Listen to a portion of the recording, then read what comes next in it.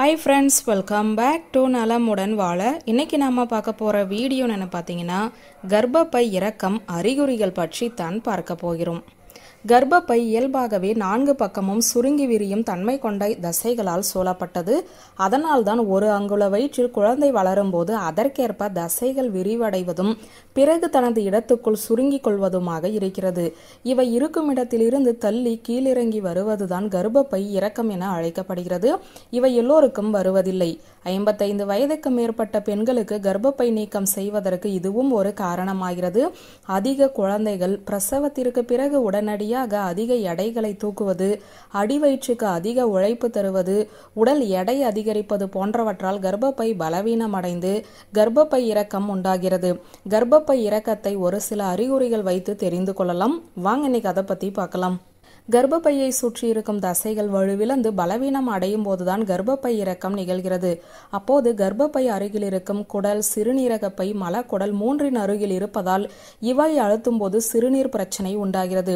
அடிக்கடி சிறுநீர் வெளியேறுவது, சிறுநீர் கழிக்கும் உணர்வு இருப்பது, சிறுநீர் கழிக்கும் போது வலி உண்டாவது, வேகமாக சிரிக்கும் போதும் தும்பும் போதும் சிறுநீர் வெளியேறுவது, மலச்சிக்கல் ஏற்படுவது போன்றவை கர்ப்பப்பை இறக்கத்தின் அறிகுறிகளாக பெண்கள் நினைக்கலாம்.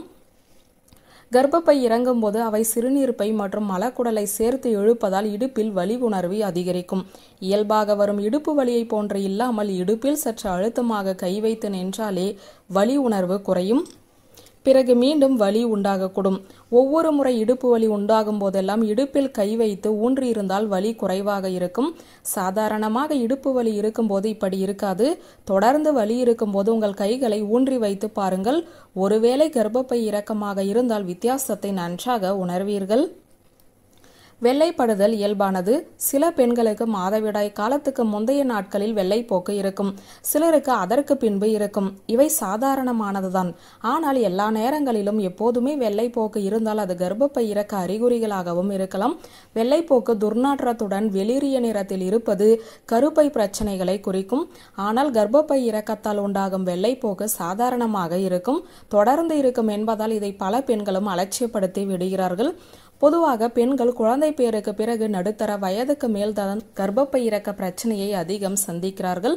ஆனால் பலரும் இது மெனோபாஸ் காலத்தில் பெண் உறுப்பில் உண்டாகும் வறட்சி என நினைக்கிறார்கள். சிலருக்கு கர்ப்பப்பை இறக்கத்தின் அறிகுறியாக பெண் உறுப்பில் உலர்வு தன்மை, அந்த இடத்தில் அரிப்பு, சொரிந்து புண் இவை தொடர்ந்து ஏற்படும். 35 வயதுக்கு மேல் மெனோபாஸ் வருவது அதிகரித்துள்ளது என்றாலும் கூட உங்களுக்கு மாதவிடாய் சுழற்சியும் சீராக இருந்தால் அது கர்ப்பப்பை இறக்கமாக இருக்க அதிக வாய்ப்புண்டு. உடலுறவு கொள்ளும் போது யோனி பகுதி அருகில் கர்ப்பப்பை வாய் இறங்கியிருந்தால் அவை அதிக அசௌகரியத்தை உண்டு செய்யும். உடலுறவில் திருப்தியின்மை, உறவு கொள்வதில் சிக்கல், உறவுக்கு பின் இரத்தப்போக்கு போன்ற அறிகுறிகள் கூட இதன் காரணமாக இருக்கலாம். இதை தொடர்ந்துதான் படிப்படியாக சிறுநீர்ப்பை, மலச்சிக்கல் பிரச்சனை உருவாகக்கூடும். ஆரோக்கியம் குறித்த விழிப்புணர்வு கொண்டிருக்கும் பெண்கள் எளிதாகவே இதை கண்டறிந்து விட முடியும். திடீரென வரும் தும்மல், தொடர்ச்சியான இருமல் போன்ற காலகட்டங்களில் வயிற்றுக்குள் குழந்தையின் அசைவு போன்று கருப்பை இறங்குவது போன்ற உணர்வு ஏற்படும். சதை பகுதி கீழ்ப்பாகத்தில் உரசுவது போன்று இருக்கும். வேகமாக நடக்கும்போது சிரமமாக இருக்கும்.